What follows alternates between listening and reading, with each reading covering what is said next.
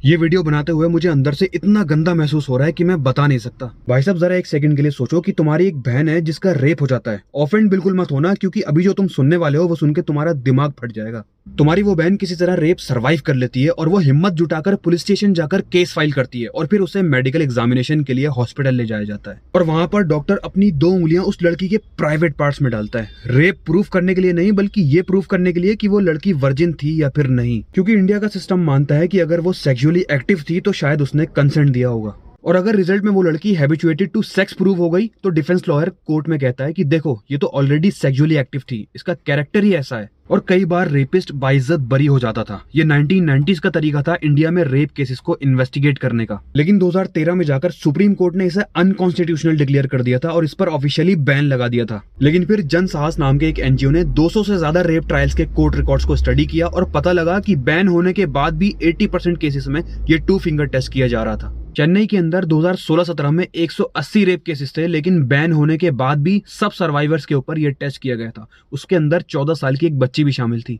2021 के अंदर Indian air force की एक ट्रेंड ऑफिसर का उसी के फेलो ऑफिसर ने रेप कर दिया था, तब भी उसके ऊपर यह टेस्ट किया गया था। वो ऑफिसर कहती हैं कि इस टेस्ट ने मुझे रेप का ट्रॉमा दोबारा जीने पर मजबूर कर दिया था। वो एक आर्मी ऑफिसर थी, लेकिन फिर भी सिस्टम ने उसे विक्टिम की जगह सस्पेक्ट की तरह ट्रीट किया। और सबसे बड़ा सवाल यह है कि किसी भी मेडिकल प्रोसीजर में कंसेंट फॉर्म होता है, लेकिन रेप सर्वाइवर्स के लिए कंसेंट का कोई सवाल ही नहीं होता था। मतलब रेप के बाद भी सिस्टम ने उनका एक बार और बिना पूछे रेप किया, लीगली, ऑफिशियली और मेडिकली, हर तरीके से। 2022 में सुप्रीम कोर्ट ने फिर से इस बार स्ट्रिक्टली कहा कि इस टेस्ट का कोई भी साइंटिफिक बेसिस नहीं है। ये रेप प्रूव या डिसप्रूव करता ही नहीं है, ये सिर्फ सर्वाइवर्स को एक बार और विक्टिमाइज करता है। जो भी डॉक्टर अब ये टेस्ट करेगा वो मिसकंडक्ट का दोषी होगा। एक चीज और, इस टेस्ट का ऑल्टरनेटिव हमेशा से एग्जिस्ट करता था, वो था डीएनए टेस्टिंग, जो साइंटिफिक, एक्यूरेट और डिग्निफाइड भी था, लेकिन फिर भी 2 फिंगर टेस्ट कराया जाता था। भाई साहब मद्रास हाई कोर्ट ने भी 2 फिंगर टेस्ट पर बैन लगा दिया था और डीएनए टेस्ट कराने को बोला था। तो फिर भी इतने सालों तक ये टेस्ट क्यों किया जाता रहा? क्योंकि असल में सिस्टम को सच जानना ही नहीं था। सिस्टम को औरत को सिर्फ गिल्टी साबित करना था और ये टेस्ट ब्रिटिश एरा की सोच थी। उस वक्त औरतों से कहा जाता था कि अपने आप को मेडिकली प्योर साबित करो, तभी तुम्हारी बात मानी जाएगी।